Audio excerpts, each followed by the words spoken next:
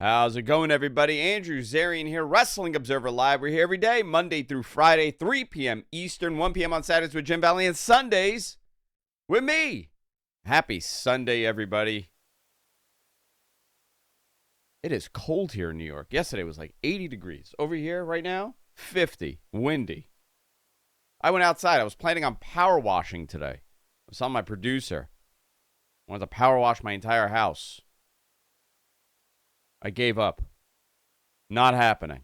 Not today. A lot of professional wrestling to talk about. Obviously, the fallout of WrestleMania. Boy, the con when doing the show on a Sunday at 6 is that generally I don't get to talk about the pay-per-views that happen on Sundays. And I have a lot to talk about because overall, WrestleMania, a couple gems. With a lot of nothings. And I want to talk about that. The difference between watching a spectacle and the difference between watching a professional wrestling show. This is a spectacle. Also, Smackdown. Raw was the highlight of WWE programming this week. Between Raw and Smackdown, Raw won this post-WrestleMania show. Very good Raw. Okay, fine, whatever, SmackDown. A little too long. We'll talk about that. Also, AEW Collision last night, and the finals for the Owen Hart Cup are almost set up for Double or Nothing, which is in Arizona this year, not Vegas. I think a lot of people, nobody wants to go back to Vegas after that long week. Too close, dude. Too close. I wouldn't want to go. And this is a show I would go to all the time, Double or Nothing.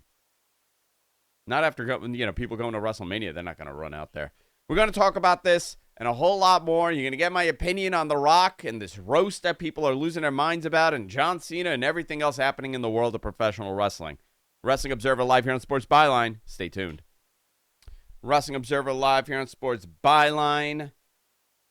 I don't know where to begin. It was an interesting week for professional wrestling. We had WrestleMania.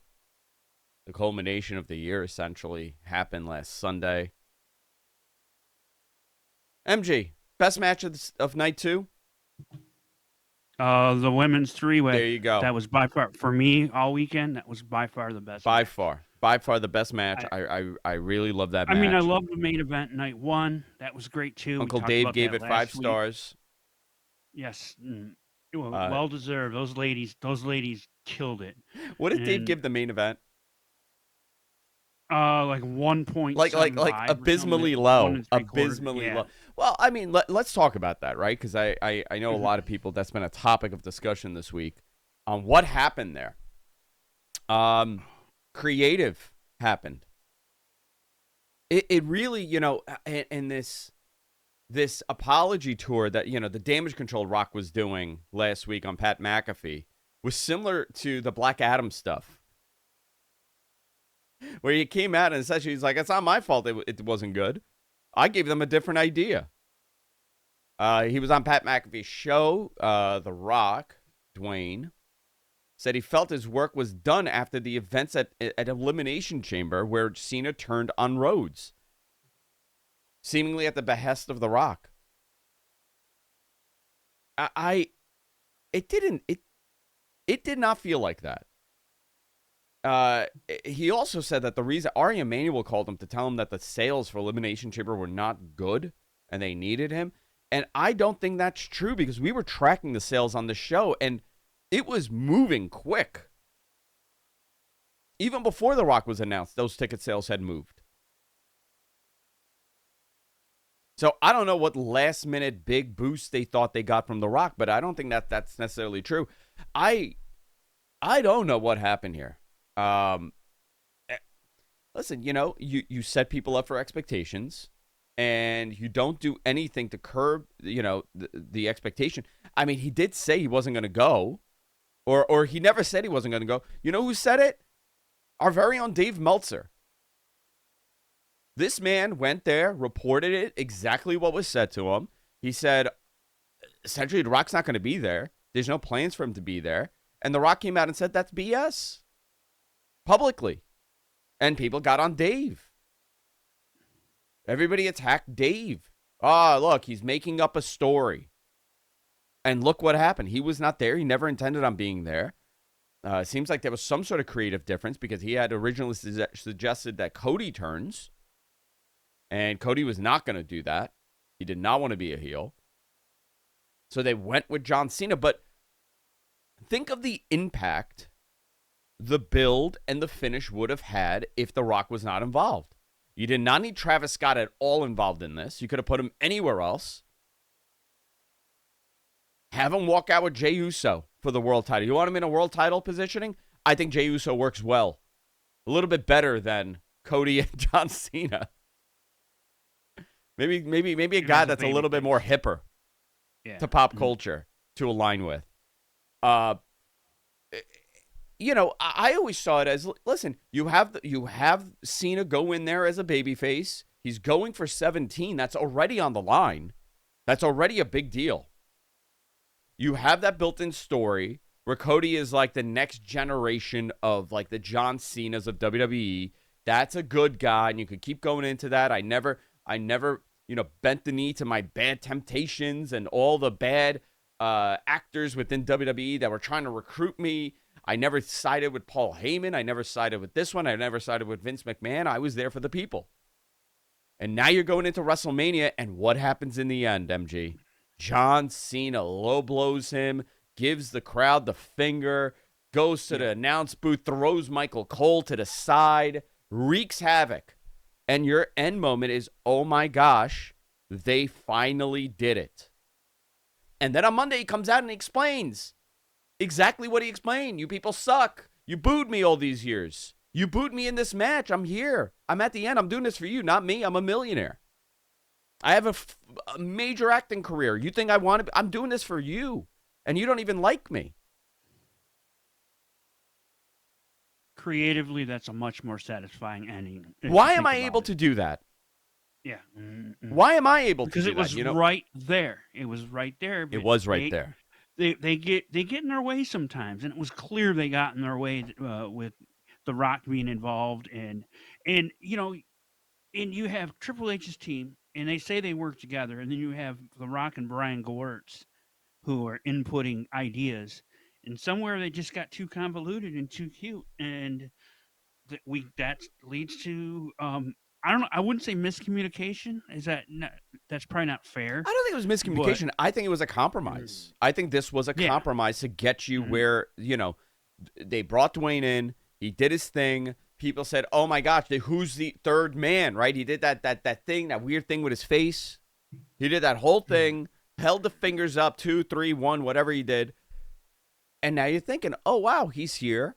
He hasn't been on the build, but he'll definitely be at WrestleMania. How could he not be at WrestleMania? So they also could have went the way of having one segment on Raw where maybe Rock cuts a promo saying, hey, I've set this in motion. You go do what you're going to do. And you don't need me there. And he cuts a promo maybe on social media and they play it on Raw. Now we have expectations set. Hey, he just said he's not going to be there, but he set things in motion. Yeah. So we should expect something else. That would have been the other way to do this. But just leaving it open-ended like that left so much speculation. And when Travis Scott came out, I, like everyone else and you, we both said it. Okay, this isn't it. The Rock is coming. Okay, where's Rock's music? Is it playing? And when it didn't happen, it was such a defeated letdown. It was a defeating letdown. Not to mention these people also, you have to remember, a lot of these people have been there for 2 days. Most of those people have been there for 2 days watching WrestleMania. They've been there for more than 2 days watching other wrestling. This is the culmination of the whole weekend. They wanted that big moment. And, they got something else. Especially since the main event last year was so overbooked in a good way, had so much going on, that this one didn't, and it felt like it needed it, right? It definitely needed it. Listen, if The Rock was showing up, I could tell you exactly what would have happened. Steve Austin would have come out with that ATV, would not have run over anybody. You would have had a back and forth, Austin and The Rock going back and forth with those punches. A false, he'll go for a rock bottom. Austin elbows him, gets out of it, gives him the kick for the stunner. He reverses it, and something happens. Oh my gosh, that crowd would have lost their minds. Just creative differences. Did not happen. I hope this is a good lesson for them because here's the issue. You can't have this happen too often. The crowd is very forgiving because the product is so hot. There's confidence in the product. Garrett and Dave were talking about this, and Garrett hit the nail on the head. You're more forgiving when you have confidence in the product because they are on a roll right now. This company has been on a roll. So these bloops that they have in creative, you're more forgiving of it. Even that triple threat, I would say that's been convoluted too. I know where they got there. I mean, that's a little bit better and they got there, but really there was no ending to that feud. It just continued. It's a Heyman special. You don't end it, you extend it.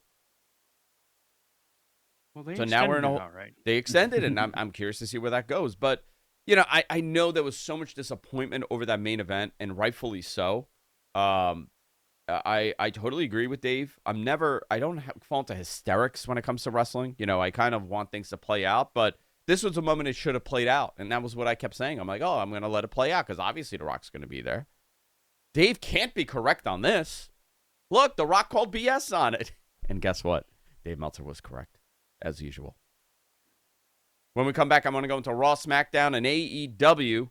Wrestling Observer Live here on Sports Byline. Stay tuned. Wrestling Observer Live here on Sports Byline. That was my little rant about the main event. And The Rock and John Cena and Cody. Talking about John Cena, I have to tell you, Monday Night Raw, he opened that show up, and I thought that was... He's getting very comfortable playing this heel role, and you kind of... For many people, if you did not see the beginning of the John Cena run when he was a heel, it's what got him over. It's what made him into who he was, and I like this version of him. It's coming very comfortable. It's not forced. I thought they did a great job here. Story where John Cena came out. He was gloating about winning the title. He was talking bad about the fans, and Randy Orton came out and RKO'd him and laid him out. And you know what? That is the right program to go into right after WrestleMania. You do another Randy Orton and John Cena program. And, years ago, I had spoken about this because I was told by somebody there that they really were looking to do this with them, where they would go back and forth on who would get the most title reigns. And this is the time that Triple H had the world title. So what year is that? 2016? When he had that title last? I would say it was 2016. There were conversations happening where, okay, where's Hunter in this? Where's Randy? And where's John? And let's see how close we could get them all to 16 to tie the record. And they wanted to do this back and forth where the title would go back and forth. I would love nothing more for John Cena and Randy Orton to play hot potato, and Randy gets the title a couple times here. Trying to come creep up to John's number. You could run that. I did very much like this. We also saw a turn. Becky Lynch turned on Lyra. And they lost their tag titles that they won. So, obviously, this was a filler, right? Or I can't see this was always the intention because why do it this way? Why take Bayley out of this and put Becky in? So do we know that Bayley's not injured in any way? Because the rumor I heard was that this was all storyline injury. That was the rumor. Like I haven't heard that she's hurt. But, you could have I found this interesting. But her heel turn was definitely foreshadowing in some capacity for what happens next year because the main event, I'm not going to go into the whole show, but I want to talk about the important stuff. But the main moment was Seth Rollins comes out with Paul Heyman. CM Punk would come out. He would attack Seth. He would go to attack Heyman. Then Seth would get the upper hand on Punk. Roman would come out, get the best of Seth. And then he gets speared by Braun Breaker. Heyman has a new faction. Braun Breaker, Seth Rollins, himself, and whoever else they add to this. They're adding at least one more, right? They have to. It feels I would like. imagine. I would imagine somebody else, but I mean, who could be that guy? Who are they going to go with? I mean, We if were talking Becky about this the other joins, day. if Yeah. Becky joins, you know who? Maybe Austin Theory. Wasn't he Break him handpicked off of from that. Evolve by Heyman? By Heyman, yeah. I don't know, maybe. I mean, we'll have to see where it goes. There's so many people. There's probably someone down in NXT we're not thinking of that they would fit I'm this sure. role too. I'm sure. Mm. I'm sure. But that was the moment there. So it led you to SmackDown, where John would open the show again, but only to be interrupted with Randy almost immediately. They had a long back and forth. A challenge was made at Backlash in St. Louis, Randy's hometown. Okay. Does The Rock show up in St. Louis? At this point, just no. Please. Let it rest. You don't want him to show up in St. Louis? I mean, show up, change the narrative around again, and then disappear for 6 months. Hey, what did you think of the main event of the show? The TLC match. Oh, on SmackDown. I thought it was. So I didn't get a chance to watch all of it. I came in and out on it, but this one, Street Profits, Montez Ford is amazing. Yeah, he's incredible. Every time I see him, they pull stuff out. The ending was quite good. I was surprised they did a TLC match on television. Well, I feel like this got bumped off the pay-per-view. Yeah, yeah. And I wish this was on the pay-per-view. This should have been on Mania. Yeah, this should have been on Mania. I mean, a TLC match, they went 22 minutes. This was the main event. I mean, they gave it time. They did that wild spot where was it Montez Ford speared Tommaso Ciampa off the he was hanging from the titles. That was a wild spot. Yeah, I thought it was fine. Similar, there wasn't a lot of, but the crowd seemed a little off. Yeah, I don't know. Yeah, they went 3 hours. It's a long show, so I don't know. Very interesting. I'm actually kind of done with 3-hour SmackDowns. It's almost over, right? Isn't it almost over? Yeah, I think we got another month or two of it. Yeah, 3 hours. I think we're learning that 3 hours is not a good thing for wrestling. I think the if time. You can do it all the time. You could do it once a month. You could do it once a month. You could do I mean, they don't have that flexibility because they're on network television. They're on cable, so they got to follow the time slots. But I would say the sweet spot is what Raw's been doing is like 215, 220. Yep. 235 if you need to, but that 3 hours. For 3 hours of talking and just like 2 matches doesn't work. Give me 3 hours of pro wrestling, give me a pay-per-view level thing, and yeah, I'll be into it because it's constant action. I don't want to see bumpers and vignettes over and over and over again. Jacob Fatu, by the way. Jacob, yeah. I want to back you up a little bit. What did you think of what happened with Pat McAfee and Gunther? I thought that was good business. I think it's to get Pat. Was it to get Pat off the show, or was it to get Gunther off the show? Because I think Gunther's taken some time off. Yeah, he's been in the storyline. Indefinite suspension. They posted yesterday, so I think you're right. I think it's to give him time off because McAfee was back on his show the next day and explained it, and it's like, "Yeah, I'm sore or whatever." But I thought it was very good. Do you know what it reminded me of? And I think it was meant to be the same thing. Do you remember after Seth Rollins cashed in his Money in the Bank and beat Lesnar and Reigns at Mania in San Francisco that year? Yeah. The night after, they did the storyline thing where Brock again beat up Michael Cole. Yeah. The only thing left of Michael Cole was his shoe, and then he suspended him. Almost identical angle in many ways. Yeah, so I mean, he wanted some time off, and that was it. Now he's off. I thought it was good. I liked it. My big thing is Jacob Fatu right now. I'm so hot on him. He's fantastic. He's really amazing. He's doing some good stuff. He was good again, and I'm glad. And now he's kind of on his own. He's not really part of any bloodline storyline, so that's really good. Yeah, that thing fizzled away, huh? They've totally moved away from it. But is it because Now Solo just didn't have that role in him?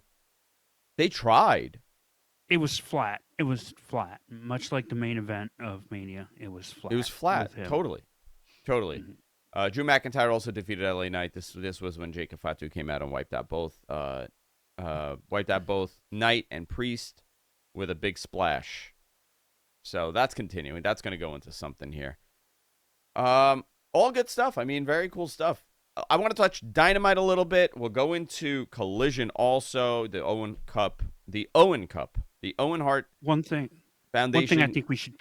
Yeah, I'm sorry, I didn't mean it. No, I'm interrupting you again. No, go ahead. One thing we should mention is part of Smackdown. Bianca Belair announced she broke 2 fingers in that Mania match, so she's going to be out probably for a month or so. Yeah, not fun. I mean, those they hit so hard. Those women in that match, those 3 were incredible. I really liked it. The ending was a little lackluster, but it worked. No, what did Steve say? He went up to EO. They did a video package. They put a video together, behind the scenes stuff, and in the middle of it, Stone Cold walks up to EO and did his little spiel and goes, "I thought your match was great."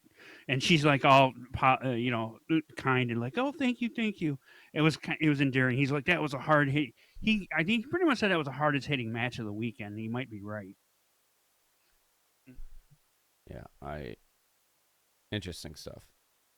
Very interesting stuff. Let's see. Let's go into. Oh, I actually had something else I wanted to add here.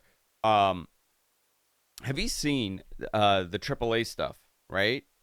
We were talking about this, and I went last week on the show, and we were wondering why that NXT, that Worlds Collide show was on at 3 p.m. Eastern. We're like, wow, it's on at 3 p.m. It's because there's a pay-per-view right after. That's why. So it's one of those, down the street. And I think they start at 6, that show. Interesting. I think that's a 6 p.m. start because of UFC. So it's one of those triple TKO headers. You got NXT, you got WWE, and you got a UFC show that day. I don't mind that. I don't know if the audience is annoyed or if you're going to try to make both shows, but I don't mind when they do that. I don't think it's too much. It becomes like a day of doing things. I'm fine with it. When we come back, going right into AEW Dynamite, we'll talk about Collision, we'll talk about Double or Nothing, and a whole lot more. Wrestling Observer Live here on Sports Byline. Stay tuned. Wrestling Observer Live here on Sports Byline. Do me a favor. Follow me on X at Andrew Zarian. That's where I put out all my thoughts. I want to touch on Dynamite here. Right before the show started, I put a tweet out essentially saying, hey, they got a new theme song. That's what I was told by somebody. They have a new theme song. It's a Sum 41 song. I'm not a big Sum 41 fan. Didn't listen to them too much. I don't remember what the name of the song is. It's time for war. It's wartime. The war zone. Monday Night War. No, I don't know. It's something war. But they didn't use it. You know what? Instead, what we got? Master P. Make him say, He opened the show. He made his entrance. The Master P lore in the world of professional wrestling.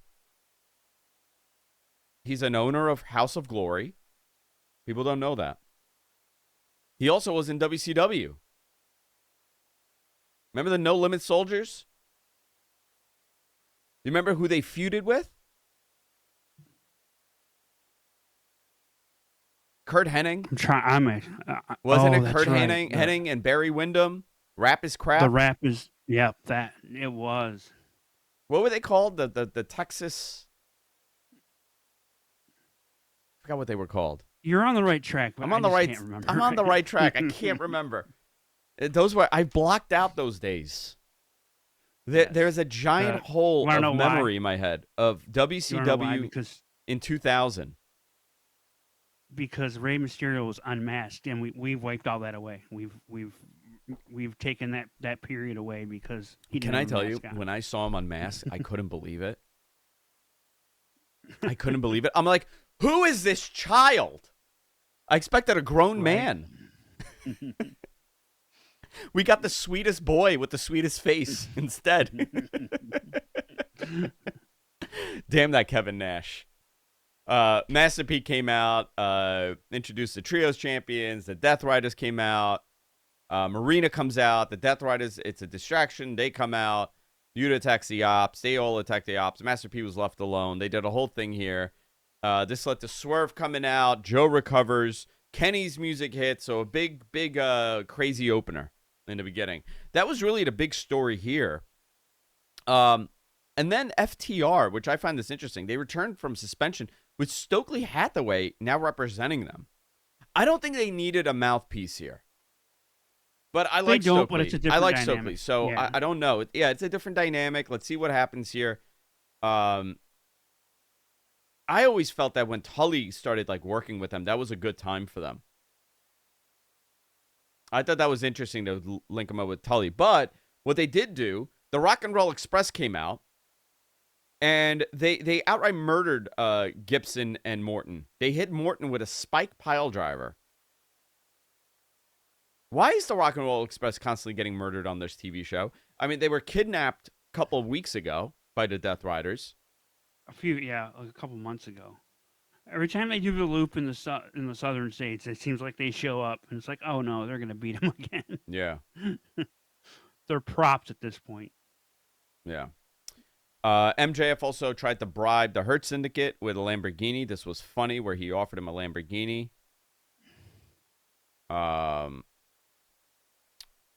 Okay. That was something. I don't know where this is going. I feel like it's going to be another swerve by MJF, and it's going to lead to Bobby Lashley and MJF at All In. Is that the match? That is a weird create a wrestler type of match, right? Like that is something that nobody thought that they would see. Bobby Lashley and MJF in an AEW match. I'll take it though. I'll take it. That was it, and he also had to catch in Josh Alexander. Beats him, if he can beat Lashley, he gets in the Hurt Syndicate. Is that maybe some sort of speculation? Yeah. So last night comes in. This starts off. Swerve Strickland comes out to the ring for Collision Playoff Palooza.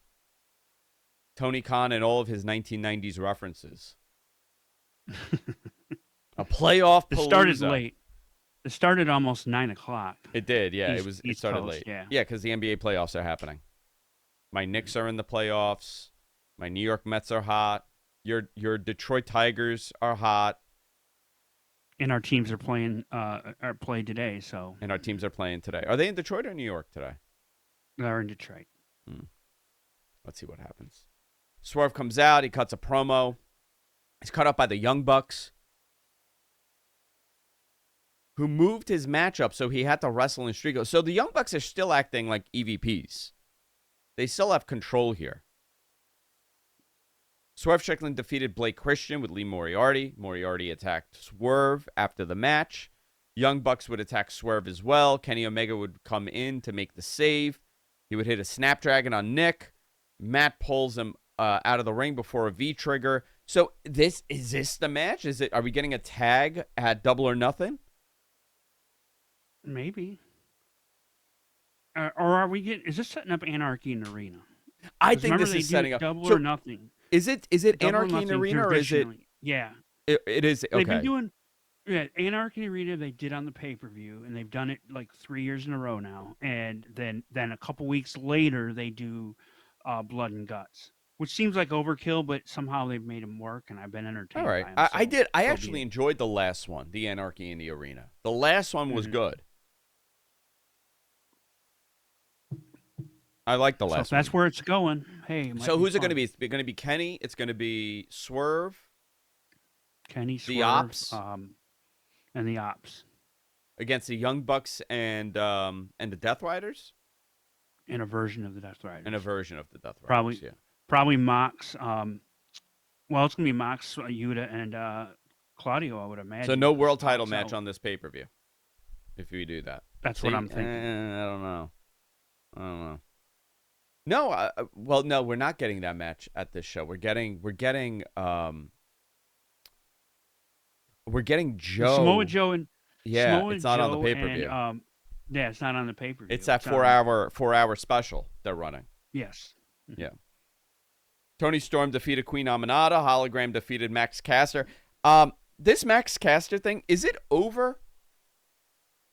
Like, is it getting over? Because I feel like it is. Well, people were chanting with him. That And that's the chant, first time I've that heard chant that. is terrible. No, they did that before too. Mhm. They did that But it's before just- too. It's So, unrepentant stupidity comedy is all it is. but I feel like it's getting Mhm. over. Hologram defeated Max Caster. This was the open challenge. Who was the first wrestler who was wrestling his first match since getting beaten by Anthony Bowens. Caster tried to attack, but Hologram hit a Spanish fly and a tope suicida headbutt and a portal bomb for the 3 count. These guys have to get back together. I think this breakup was a big mistake. Big mistake for both of those guys. I think Anthony Bowen is fantastic. I think Max Caster is great. Them Well, two Anthony together. Bowen's just going to need to be on TV more. And I if know. they want to get this character to go, they need to. Dude, they got to put them showcase back him. together. Sometimes it's not the right call. And for whatever reason, they want to split them, but they actually had a decent act, and they could have gotten hot again. If you position them in the right way, they could have gotten hot again. Mhm. The Crew defeated Top Flight. Anna Jay defeated Taylor Gainey. Penelope Ford and Megan Bain would make the attack on Anna Jay after the match. Bandito defeated Jarlistico to retain the ROH World title. I have no idea what's happening with Ring of Honor. I get asked this question every single week, regularly. What do you know about Ring of Honor? You know what are the 2 questions I get asked every single week, regularly? And there's no, there has not been a break for about 2 years of this. I think you know what it is. I know. What's happening with Ring of Honor TV? And what's the TV rights situation in India for AEW? Those are the 2 questions I get asked relentlessly every single week. And my answer is, I really don't know. And I wish I did. I wish I had an answer to stop the question. Yeah. Just a definitive one. And even if you answered it, you'd probably still get asked. I will say the last time I spoke to anybody was in December about Ring of Honor, and they had no clue about it. There was nothing, and nobody brings up Ring of Honor. Those 3 letters. It never comes up in any conversations. On the TV side, you mean? On the TV side, yeah. When I have conversations with people at TV. So real quick, I want to double back because you didn't. You kind of skipped over it, but the Tony Storm match with Queen Aminata. Yeah. So the Aminata did that move that Stephanie Vicur did. Aminata, not Amadada. That's a different wrestler. Amadada is a different wrestler. You know what? That's a great feud. Queen Aminata and Queen Amadada. Oh, jeez.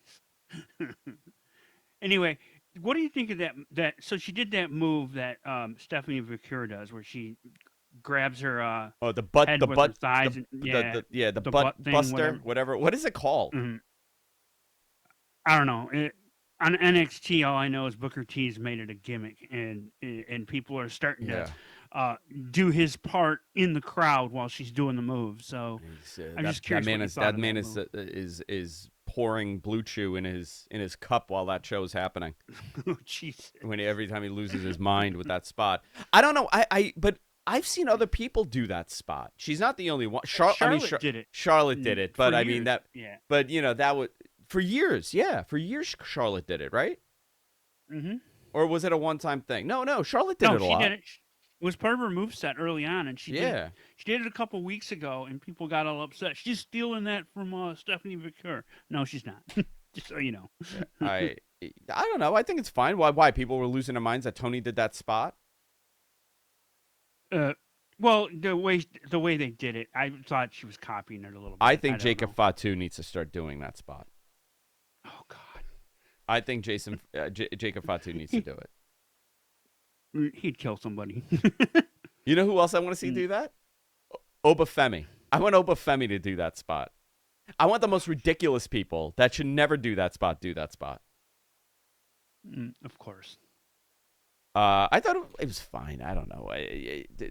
I got the most deranged message from somebody. I never do this, but I want to summarize this because I responded. And I never respond to these ridiculous messages that I get. This person goes, no one watches AEW. The numbers don't. I can't. Pretty much tell me to cope. Enjoy your empty arena, boss. And I'm like, do you think I work for this company? I said I have no invested interest in this company. And I wrote, I'm like, why would I sit here and argue with you over DMs for a company I don't even work for, over a TV show? Deranged.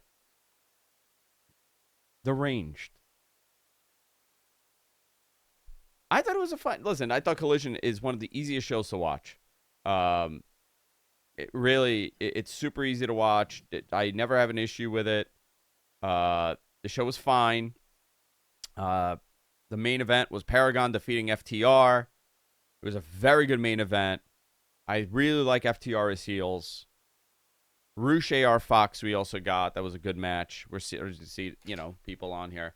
And then also Dynamite next week. We've got the Owen Hart Foundation Men's Tournament Semifinals. Hangman Page versus Kyle Fletcher. AEW 8-man tag. You got Kenny Omega, Speedball Mike Bailey, Mark Briscoe, Kevin Knight versus the Young Bucks, Okada, and Ricochet. Hurt Syndicate will appear, and also MJF will be live in action.